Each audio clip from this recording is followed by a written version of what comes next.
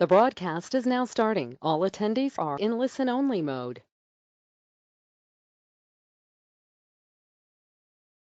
Hello everyone, a very good morning to all of you in the UK and good afternoon to those joining us from India. Hope you are all well and staying safe. Thank you to you all for participating in our webinar on USR, University Social Responsibility, a topic that's very close to our hearts and particularly relevant at this critical time in our lives. Speaking of which, I would like to start by saying that while coronavirus concerns are on the top of everyone's minds these days, today's discussion, as the title suggests, will focus more on the general rubric of USR rather than COVID-19. But of course, we will also touch upon its connection to this global pandemic during the course of this discussion. So back to the main issue at hand, university social responsibility, an increasingly important phenomenon and one that our expert speakers will explore in more depth during this session. With that, I'd like to quickly introduce our two expert speakers. Both are pioneers in the field of USR at their respective institutions. We have Dr. Daniel Rycroft, Chair of the India Dialogue at the University of East Anglia, and Dr. Prabhakar AO, Professor of Linguistics from the University of Hyderabad. And to briefly introduce myself, I'm Tara Panchwani, Associate Director at the UK IBC. Together with Professor Rycroft and Professor Prabhakar, USR is a topic that the UK IBC have been championing over the past 2 years, and we have all worked with each other to hold several policy dialogues and roundtables in India and in the UK involving stakeholders from academia, industry, and government. The outcome of these discussions is brilliantly encapsulated in a recent report, which you have all received as part of your invite. It's titled University Social Responsibility from Dialogue to Implementation. It is co-authored by Professor Rycroft and Professor Rao, as well as another colleague from Jadavpur University in Kolkata. I hope you all have this copy with you. The aim of today's webinar is to formally launch this excellent publication through this online channel with you all, share the key findings, and highlight why USR has never been more important as a paradigm than now. A quick run through of the order of events, if I may. Professor Rycroft will go through some slides to share the key takeaways from this guidebook. And then Professor Rao will speak about the good work done by the University of Hyderabad to progress the USR agenda. And then I will round up with a brief industry perspective. The slides that you will see will only be for Professor Rycroft's session, so just wanted to clarify that, whereas Professor Prabhakar and me will just be speaking. And before I hand over to Dan, I just want to say to you all that you all are on mute throughout, and if you have questions, please type them in the control box. So we will have about 20 minutes at the end for questions. So without further delay, over to you, Dan. Thank you, everyone. Hi there, everybody. It's great to have you on board today. Welcome. To think through the course of 2020 will be a very good starting point for us, because this is, in a sense, a webinar that's enabling us to celebrate and also engage the findings from 2019's activities that come together in the form of the handbook, as Tara mentioned. As and when we engage that handbook, it hopefully will give us some impetus to work towards activities that we can bring together towards the end of the year as well.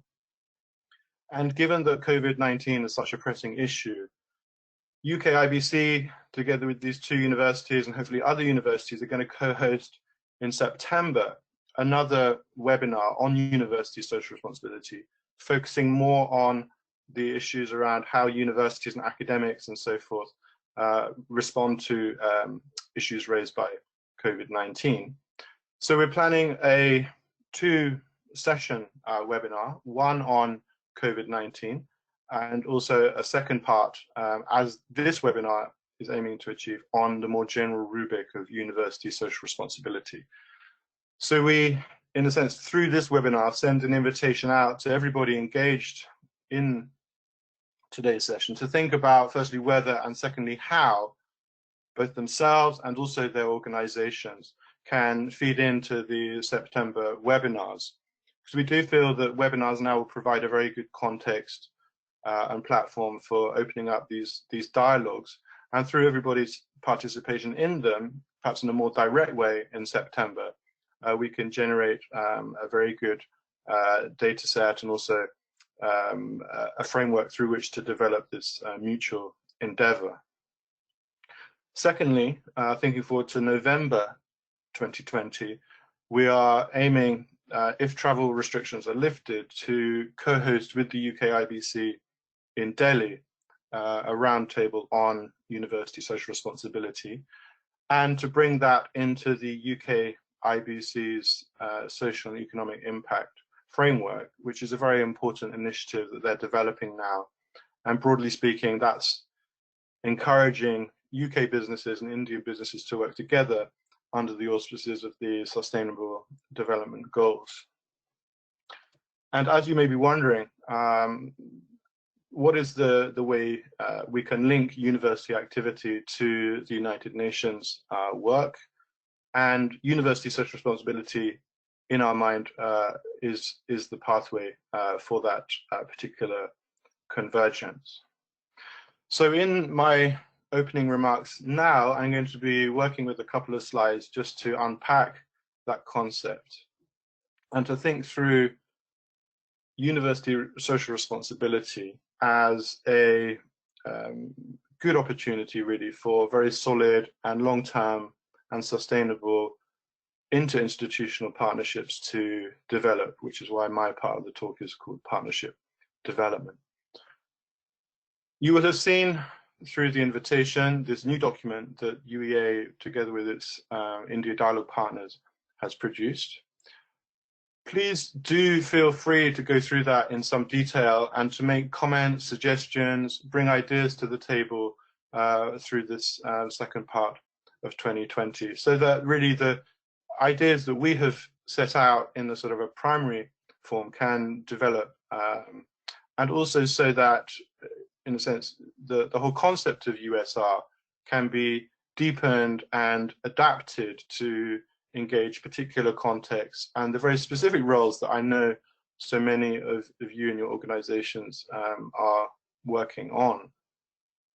It's been impossible, obviously, at this stage, early stage, to think through the whole range of engagements and roles. And so this is why the call is there for you all to think it through and to then relate your work and your visions for the future back to us. So thinking through then partnership development, I like to think that we can think across three levels or three spaces. One space really relates to us and our organization. So how we can develop better understanding, ethoses around mutuality, mutual respect within our organizations. And that's an important starting point, I think, for any kind of USR related partnership. So in a sense, to think horizontally about how we as actors involve our colleagues, our related units in our own endeavor. Then there's the second, perhaps more influential space of engagement, which is interinstitutional and also intersectoral. And I think that space is one that requires really a fully fledged and joined up engagement and commitment from all of us. To our minds, intersectoral work perhaps nowadays is as important as interdisciplinary work was in previous decades. And the reason for that, we feel, is that through intersectoral partnership and intersectoral kind of joint endeavor, we can really empower citizens to participate in our various kind of knowledge economies and our broader knowledge ecologies, so to speak. And then the third level, or the third space, is really about linking that kind of interinstitutional partnership into perhaps broader multilateral engagements. So in a sense, not only thinking of ourselves as either academics or businesses, but also as international or global citizens, and then in a sense to bring our work to the intergovernmental tables where relevant and as appropriate. So this is where, through the India Dialogue activities of the last few years, we've reached this sense of academic diplomacy and knowledge diplomacy. And you will see in the report or in the handbook some references to that. You will also see in the handbook a very clear set of challenges that we think we need to meet as we move forward. They're difficult. You know, we're operating in an uneven space where there are a lot of political pressures, where a lot of minority groups, for example, may feel very excluded from not only the economy, but also the knowledge economy of universities. And the challenge really is there for all of us to work much harder to make higher education more inclusive and therefore also more sustainable. So one of the things we're trying to do then is to link sustainability to responsibility. You'll see in the other two sources there work coming through the United Nations, which could be of interest. The one second on your screen relates to a recent document that the UN has produced in terms of the impact of COVID-19. And it's very, very interesting because it really heightens the rhetoric around what it refers to as the decade of action for delivering the global goals, the sustainable development goals. It talks in very overt terms about the role of higher education institutions, around the role of businesses, citizen groups, and so forth, to co-create in these very troubled times what it refers to as a politics of hope, also a politics of solidarity, and also a politics of cooperation. And it's very interesting to me that this kind of language is coming through in a much more urgent manner than in respect to the Sustainable Development Goals themselves, partly because, you know, with the breakup of the kind of global economies now, there's this sense that the impetus and the dynamics that are already kind of going on in terms of the SDGs may be lost, and so there's a real push to try and bring people and institutions back on track. Now, the third source is of interest because it highlights in really very clear terms the thinking behind what it refers to in the SDGs as global partnerships. So the Sustainable Development Goals, as some of you may know, were a kind of a multilateral agreement in 2015, thinking forward to 2030, with a view to creating a world free from poverty and malnutrition and so forth. And these are very lofty objectives, but they're very, very important ones, as I'm sure many of you agree with. And just by downloading this tract written by the Partnership Initiative, you will get a very good sense as to how to, in concrete and practical terms, work towards partnership development for Sustainable Development Goal number 17, and we'll come on to that in just a moment as well. So moving on to the next slide.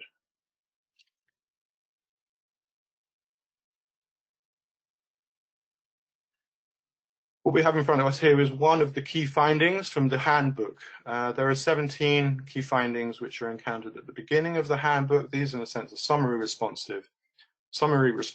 And this one shows us really about how USR cuts across the different levels of higher education engagement, you know, involving people kind of on the ground, so to speak, so university students and researchers, all the way through to policymakers who are trying to craft relevant kind of channels of communication, channels of knowledge exchange between national groups. And one of the things we've encountered through these past couple of years of working on USR is that USR, whilst kind of automatically kind of thinking and looking outwards, in a sense, linking the university work to the societal needs, is also becoming an important bridge. And it's becoming a bridge really between advocates of two different kinds of social responsibility. On the one hand, university social responsibility is becoming and also needs to increase in its relevance in terms of being a bridge being built between exponents of corporate social responsibility and those of university social responsibility. There's a shared language there. A lot of universities operate CSR within their own organizations and obviously to worthwhile ends.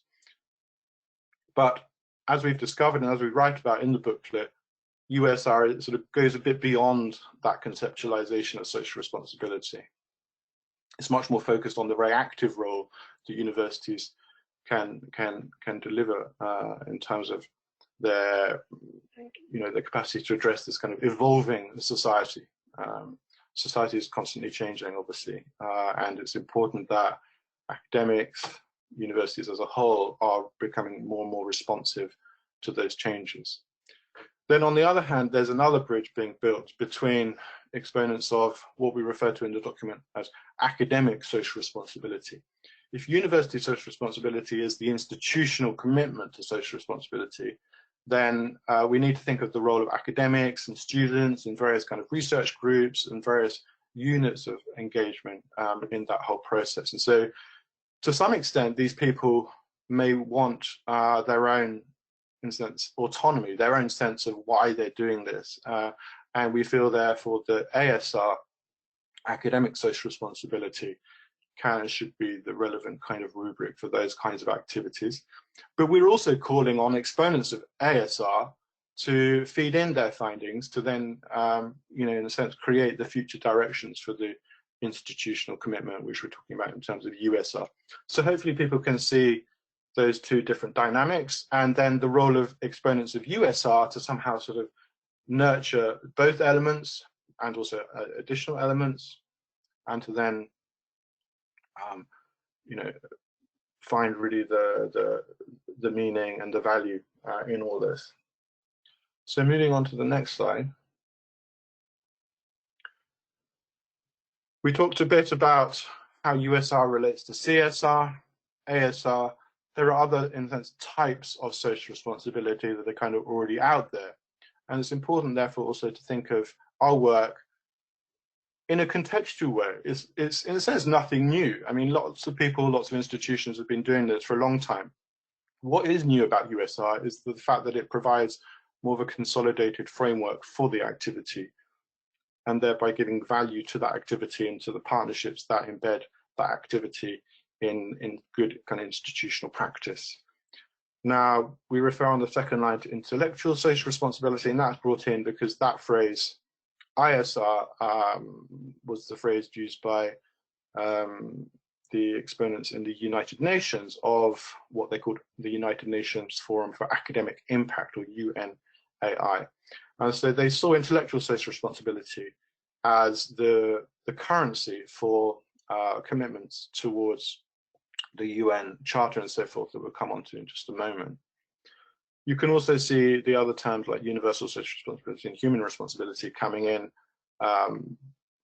because in a sense, what people are doing through USR and ASR is committing to some of those broader, some might say humanist, some might say humanitarian conditions and needs and so forth. And it's very interesting in terms of the language around COVID-19 is the role of human responsibility obviously comes to the forefront. That's an interesting shift. Okay, if we can go on to the next slide. I mentioned about the UNAI. So the UN Academic Impact Forum launched back in around 2010. So it preceded the launch of the Sustainable Development Goals, and to some extent it cuts through them, but in a slightly different way. And yes, it's all very worthy. So one might, in a sense, want to question, given that there are so many worthwhile agendas and approaches and processes that we need to be bringing on board in our work, which of these 10, let's say, do we give priority to? So I think, if we refer back to that partnership document, we in a sense, between ourselves, need to generate the focal points for the engagement. And so, Tara mentioned about the relationship between UEAs, India Dialogue, and Jadavpur University. We've been focusing a lot on intercultural dialogue and intercultural translation with the University of Calcutta, more on the issue of human rights, and with the University of Hyderabad, more on kind of global citizenship and education for sustainability. Now, all of these kind of intersect and overlap, and that's all good news. But what we bring into the guidebook is a set of questions, and because the UN AI perhaps is less well known than the SDGs, it does merit, I think, or we think, a considerable dialogue to evolve in everybody's context. It's really asking questions like, if the relationship between the university or the organization and the UN or the UNI is weak, does this matter? Does it need to be strengthened, or is there some good value in pursuing a more independent course of action? Okay, let's move on to the final slide. So what we have here is an extract from the targets listed under Sustainable Development Goal 17. The question automatically arises, doesn't it, as to how we can link our work on USR to the sort of national reporting, you might say, on the Sustainable Development Goals, and through that to the broader based engagement with concepts like sustainable development and concepts like global partnership. And people in India may be familiar with the National Institute for Transforming India, which is the government organization responsible for moving forward on the different SDGs across the different states within India. There's a similar organization called Department for International Development, which in the UK is responsible for both implementing the SDGs in the UK and also through its work in terms of official government assistance, responsible for connecting on the SDGs with other countries. And between the India-UK governments, we know that the Partnership for Sustainable Development is a very important shared objective. And so, as Tara intimated, and as I mentioned before, we're looking to contribute really to a sense of why the two nation states should commit to revitalizing the global partnership for sustainable development, in a sense to do our bit. There's no point really, I don't find, saying that the world should become more multilateral or, thinking should become more internationalist if we're not able to do what we can ourselves to contribute to that particular agenda. And so what we're doing is listing these targets so that over the course of this year, we can actually figure out, which targets to really prioritize. It's a target that notably draws attention to this idea of shared knowledge, and we feel that that's probably the way forward. The other side of the slide shows you how thinkers in the United Nations, those responsible for this global solidarity document in terms of COVID-19, are setting out the potential threats really to the good work that's going on the SDGs. So thank you for your attention. That brings my presentation to a close, and we're going to be moving on to an input now from Professor Rao. Thank you, dear Dan. That was extremely interesting and informative. It goes to show exactly how multifaceted and complex a domain USR is, and how much potential it holds for international partnerships and for institutional activity underpinned by the UN's SDGs, especially SDG 17, as you explained in so much detail. So thanks again for that. Now I'm going to pass on to Professor Prabhakar Rao, who's going to be speaking about USR in the Indian scenario, and also about the work that the University of Hyderabad is doing in this space, the involvement of NGOs and communities in USR, and how they're redefining SDGs in the context of COVID-19. Over to you, Professor Prabhakar. Thank you.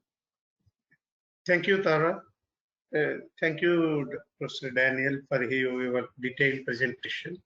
Just here, I would like to explain briefly how we understand USR in India and how University of Hyderabad is implementing it. First of all, I would like to start with the understanding of USR in Indian scenario.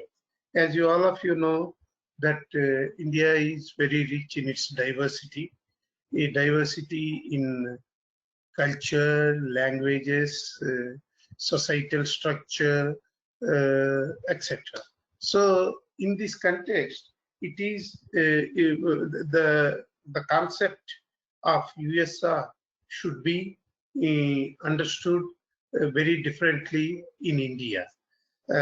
So if we take that into account, that means if you take into the account of the complex societal structure of the Indian society, its complex nature of in terms of culture and languages, we have to have something local.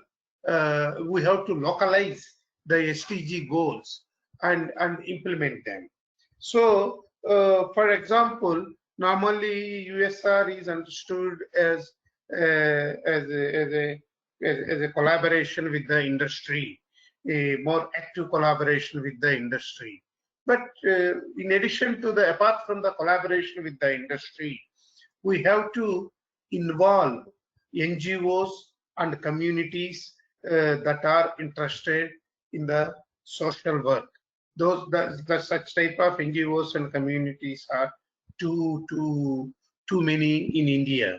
So if we involve only industry, it will be more of CSR. Industry can bring the product, but how far it will be socialized, that is a big question. So, but it does not mean that I'm not saying that we should not go for collaboration with the industry. Along with the collaboration with the industry, we have to involve NGOs and communities who are more interested in disseminating knowledge for the sake of the society. So in this context, actually, we have to maybe in the context of COVID-19, we may have to redefine some of the goals of the SDGs.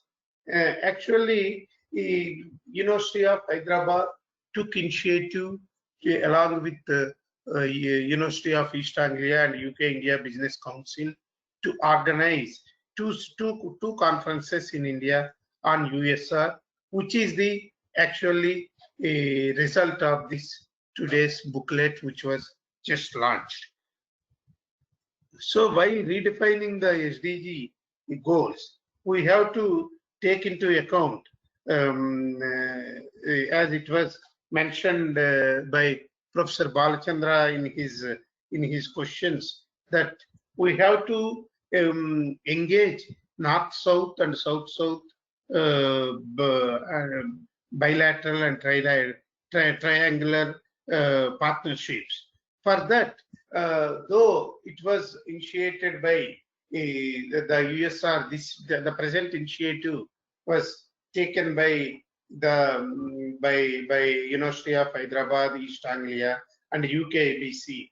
We propose to have a consortium on USR.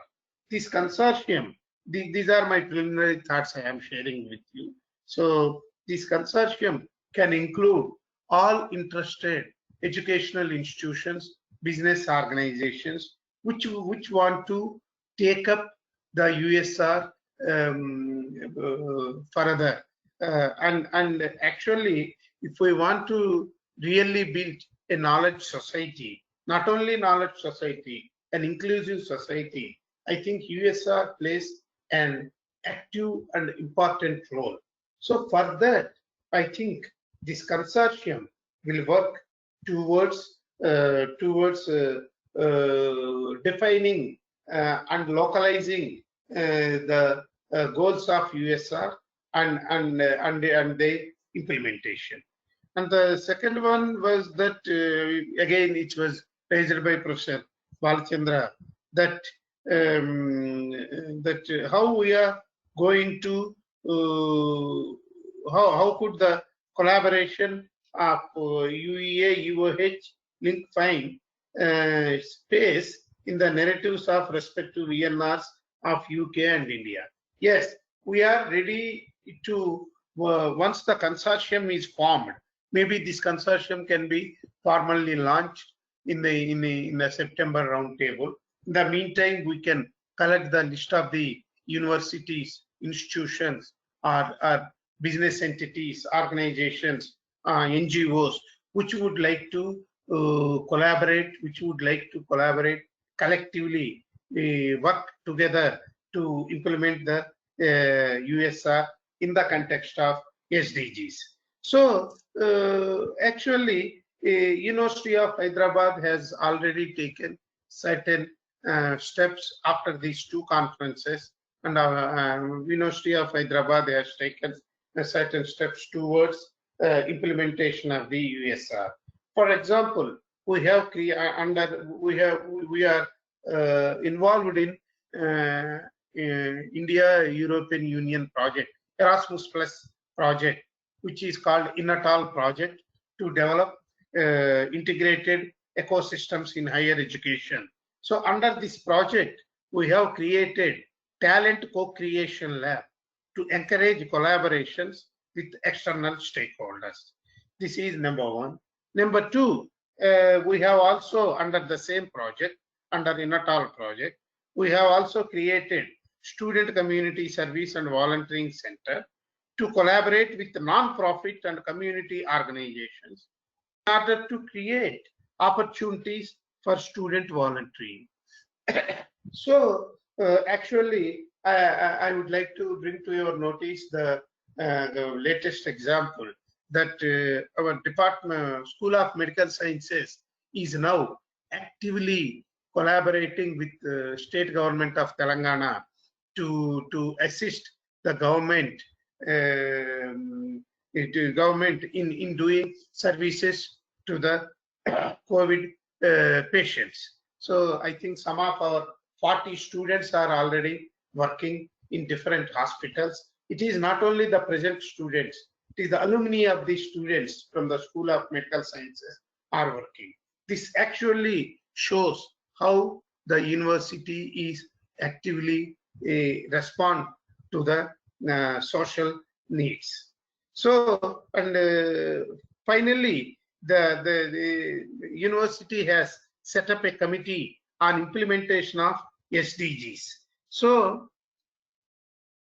this committee, we are now actively working with this committee to include USR also in its activities. So, like this, University of Hyderabad is very much is actively promoting USR. And now, but actually in the semester we have also planned to include USR as a part of the in the curriculum of the each and every discipline. But we could not do it due to this unpredicted crisis. And I would like to also mention to you a very important initiative of University of Hyderabad, that our visiting professor, honorary professor, Professor Sivaprasad, is designing a course on USR. So when we searched in the net, we did not find any course on any full-fledged course on USR. So if it is true, then it will be the first course on USR. This is a MOOCs course which we would like to develop. So we are as University of East Anglia and UK IBC, University of Hyderabad is also very much interested in promoting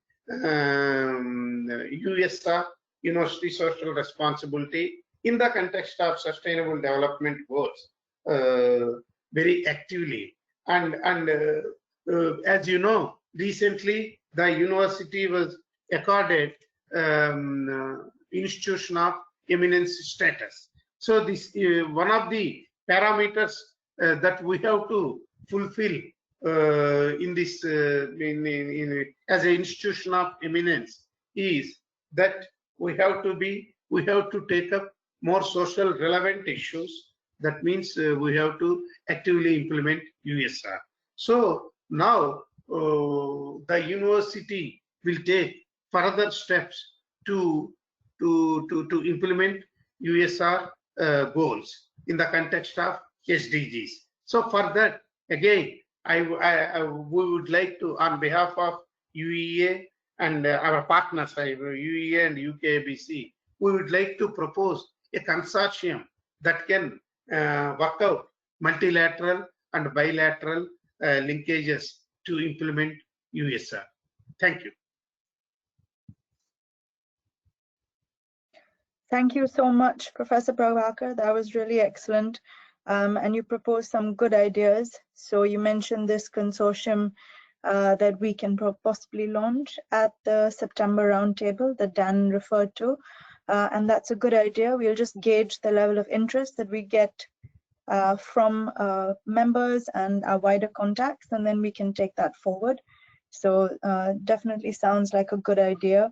Also really pleased to hear the great steps that the University of Hyderabad is taking to promote USR, and that hopefully a first course on USR, a MOOCs course, will be launched soon. I think that's a really good step forward. And really, it was quite heartening to hear about the School of Medical Sciences collaborating with the state government of Telangana to help fight COVID. Universities have always been at the forefront whenever a crisis happens. So this is no different, and this is something that we really applaud. And of course, to achieve an even bigger impact, my whole point that I'm kind of driving at is to say that USR, although it's not confined to the higher education sector alone, it's really important to say this, that it involves everybody. It involves multi-stakeholders, university leaders, industry, government, think tanks. The onus for achieving the SDGs in the UN Agenda 2030 lies with all of us, and it requires a different kind of commitment, a different kind of mindset, different kind of action, which puts collaboration, communication, equality, dignity, and empathy at its forefront, so that we create a society which leaves no one behind. And so once again, I would just like to stress that it's really important that industry get behind this. So it's basically linking corporate social responsibility and USR, two halves of the same social responsibility coin together, getting industry and academia to collaborate and communicate with each other, supported by government, to take forward our joint objectives.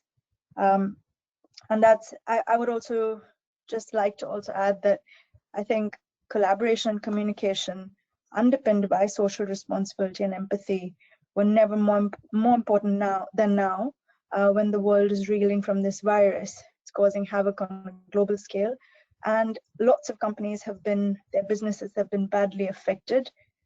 So I guess a case that I'm making is that if a company focuses on being socially responsible and reaches out and works with universities and government bodies, and adapts to this rapidly changing marketplace and puts its consumers and clients first, those businesses will stand a much better chance of recovering when the economy recovers.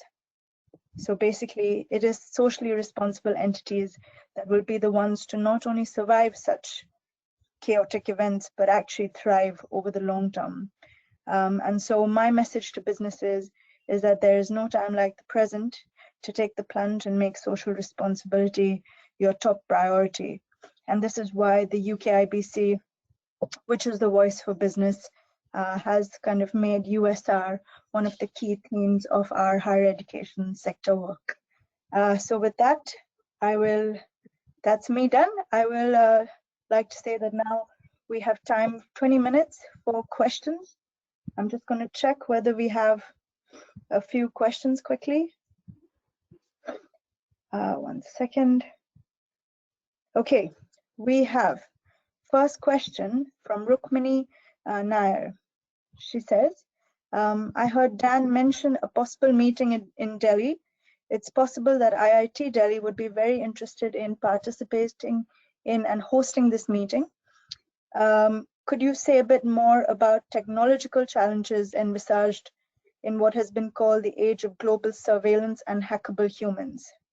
And there is another question also from Rukmini, but I will let you just answer that first, Dan, and then we can take the next one later. Thank you. Hi there. Thank you, Rukmini.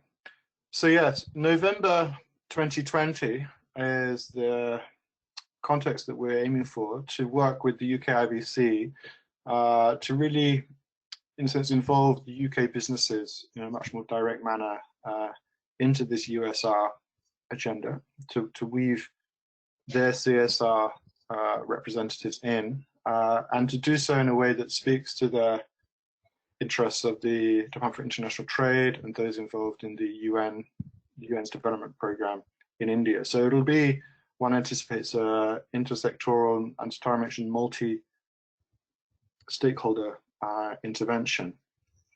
If the travel restrictions are still in place, we will need to think of a version of that is online in this kind of perhaps webinar format. And I know there are various commentaries around the world at the moment on hackability and data protection and so forth. And it's not really an area that I could comment or contribute anything particularly new, although I can ensure that when we team up with the UK IBC on this event, we will look into those issues carefully. Thank you very much, Dan. Professor,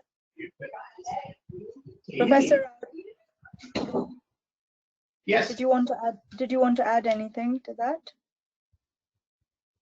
Yeah, I think we can. The Delhi meeting that we are planning is with, if I correct understoodly, with FICCI.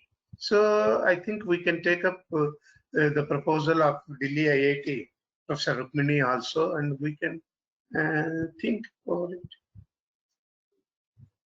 Thank you, Prabhakar. And I just wanted to add that it's very kind of IIT to think of contributing directly. Rukmini, on a personal note, we thank you very much for your inputs into a lot of the academic social responsibility work, and readers of the handbook will note you were very much there as a participant in the USR and ASR activities. So thank you again. And yes, I mean, if IIT can come on board, perhaps in a, as an institutional partner, it'll be very worthwhile thinking that through. And maybe if IIT Delhi could perhaps kind of operate in that northern Indian space to potentially link with other university partners, that could also be an important role. UEA's India Dialogue, and also through the University of Hyderabad, there's a very interesting and important network of academics and universities out there that merits consolidation. So I'm referring to Ashoka University, Amity University, the Jindal Global University, Jawaharlal Nehru University.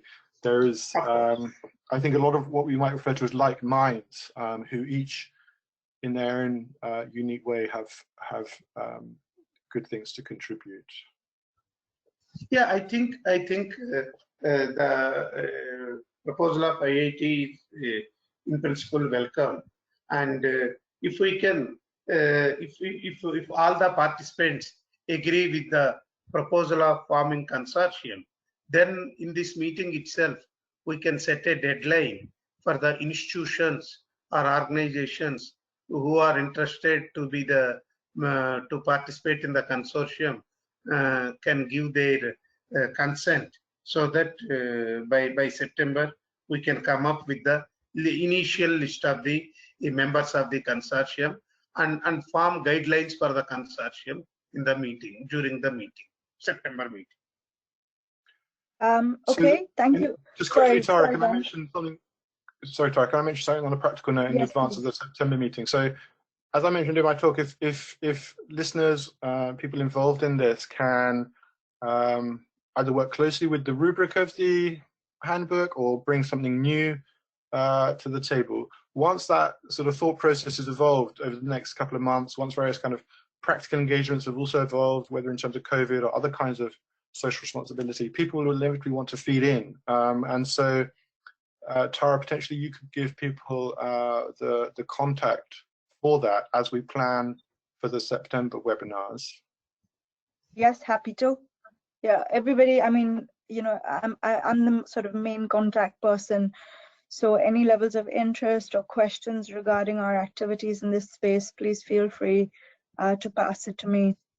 And just while I have the mic for a minute, I want to say that in terms of the question that was raised by Rukmini, that we are actually planning a cybersecurity webinar quite soon. So details will follow very shortly, and we can keep you posted on that. And that will actually address your question about the technological challenges in this age where everybody's gone online. So hopefully that helps as well. Okay, moving on to the next question. So Professor Balasubramaniam had actually sent across 3 questions. Dan had addressed the first one on SDG number 17. Professor Rao addressed his second question about aligning USRs with country-specific SDG initiatives. So I'd just like to raise his third question. So maybe Professor, both of y'all could take it up. The question is on leveraging student voice, a bottom-up approach. Professor Balasubramaniam says universality and social responsibility are popular themes among students, often finding traction in actions associated with climate change, human rights development, etc. What steps would the panel suggest for leveraging the student voice to enhance, enrich, and sustain USR as the 2 institutions and others move from dialogue to implementation? Who would like to take that up first? I think it's a great question. Let me just quickly chime in with a bit more of a follow-up in terms of the work UEA has been doing with Jadavpur University in Calcutta. So the Center for Comparative Literature has for a long time been a key exponent of academic social responsibility. And I was privileged to participate in that center earlier this year as a visiting fellow, where the dialogue was premised on student inputs. And so it was very rewarding few weeks to work with students who are working concertedly on issues to do with linguistic, literary, and intercultural translation, and to really kind of, in dialogue with the center and also the students, in a sense, learn about the diversity of context in which social responsibility matters, particularly for these students in West Bengal, and particularly at a time when they're deemed to be threats on citizenship rights in India. And to my mind, one of the more interesting insights coming through that particular dialogue was the in a sense, long-standing commitment that intellectuals in India have had to social responsibility, and so that we had a very diverse, rich, deep reflection on the educational philosophies of Ambedkar, of Mahatma Gandhi, of Rabindranath Tagore, or Sri Aurobindo Ghosh, and many, many others. And so the work that these students are doing in, for example, rural contexts is very instructive. And also from the UEA side, colleagues across the humanities faculty have always been very committed to listening to the views and needs of our students, and also to think of the student body in the future. One of the important insights coming through the sustainable development discourse is that the future generations are also a stakeholder here. So to think of teaching and learning through the present and into the long-term future is very much a way very much a way through this. Prabhakar, you may have some further thoughts.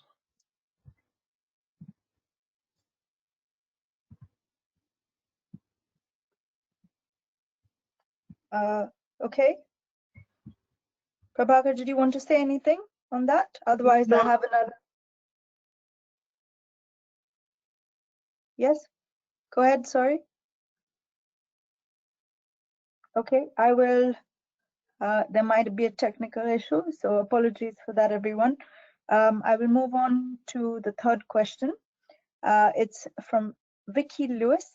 Vicky says, what are your thoughts on the advent of Times Higher Education's global impact rankings with their focus on institutional progress against SDGs? Is that a help or is that a hindrance? Prabhakar or Dan? Hello? Let me come in. I think we may have lost a connection with Prabhakar. I think it's very helpful because it gives everybody in the higher education sector a shared context within which to think and operate. So in a short answer, very helpful. At UEA, I've been working with the head of the School of International Development and others across the university to make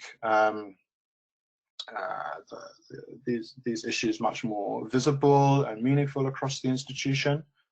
It should also be noted that UEA is a signatory to the SDG Accord, and over time, so through the course of this decade, as we commit more resources and energy to these kinds of programs, we're also looking to bring UEA onto the UN Academic Impact platform as well.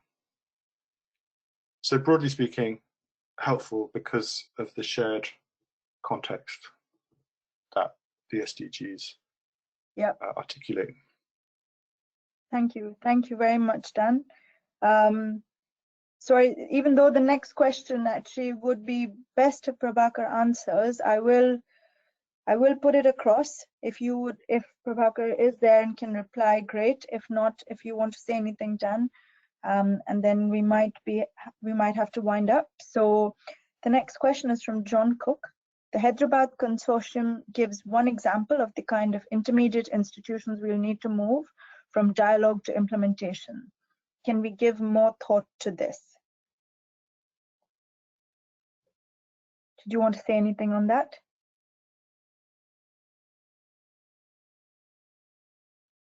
Dan? Were you referring to Prabhakar or to me, Tara?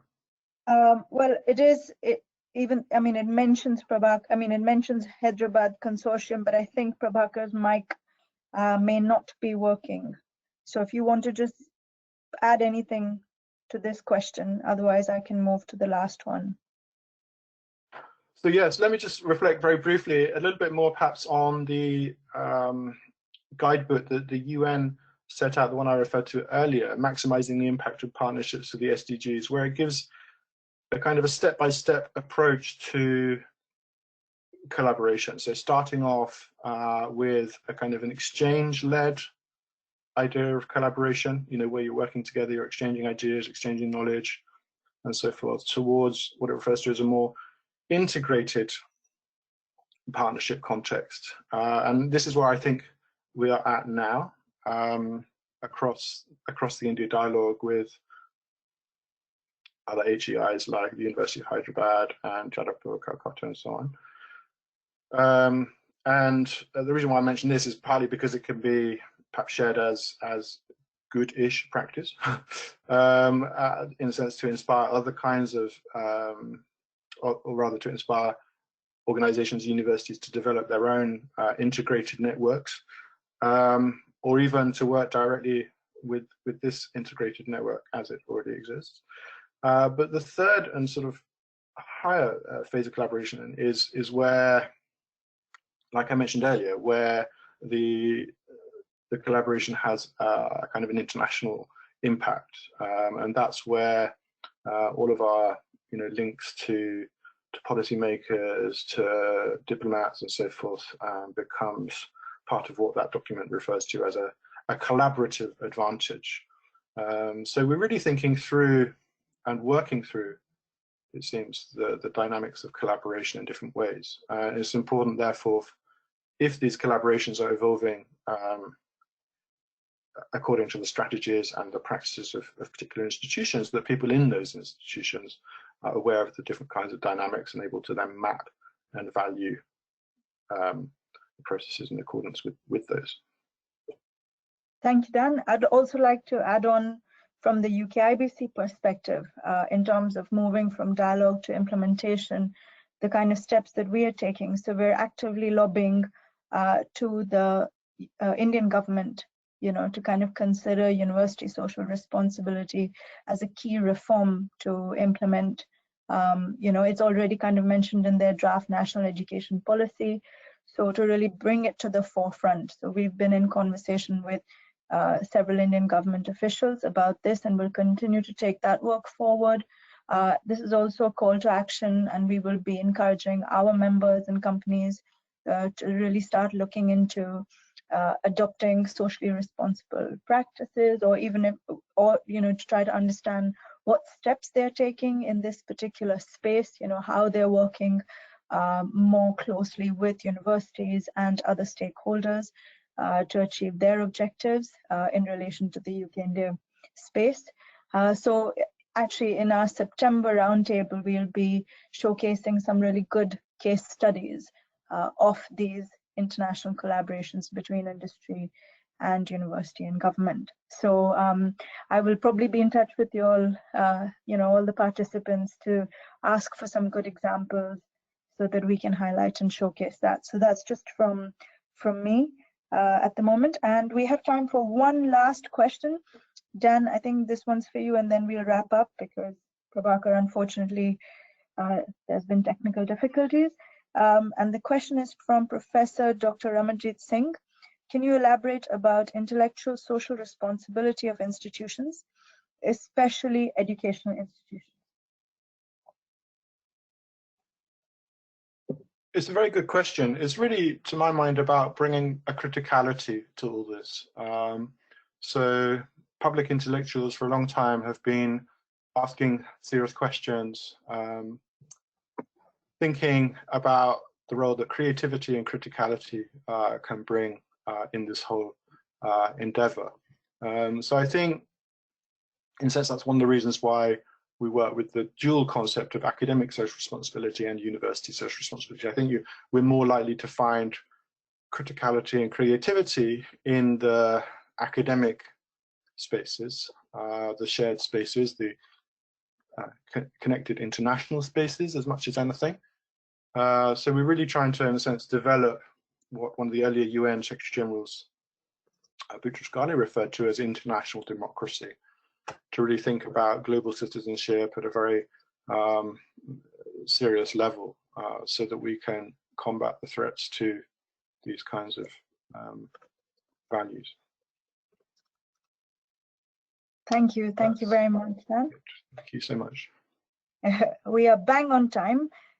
So with that, we've come to the end of our webinar. Thank you, everyone. I hope you all found it very interesting and informative, and gives you a lot of food for thought, and hopefully kind of spurs you to really think along these lines of, of USR and integrating it in your daily operations. Just to say thank you, a huge thank you to our speakers for the excellent points and discussed. Thank you, Professor Rycroft. Thank you, Professor Prabhakar. This particular webinar, as all our webinars, are recorded. So recording will be sent to all the participants. You've got the copy of the guidebook, and also I've just put together a short blog on USR, so we'll send that across as well. And yeah, that's us. Thank you, everybody. Thanks for joining us today. Have a great day. Bye-bye.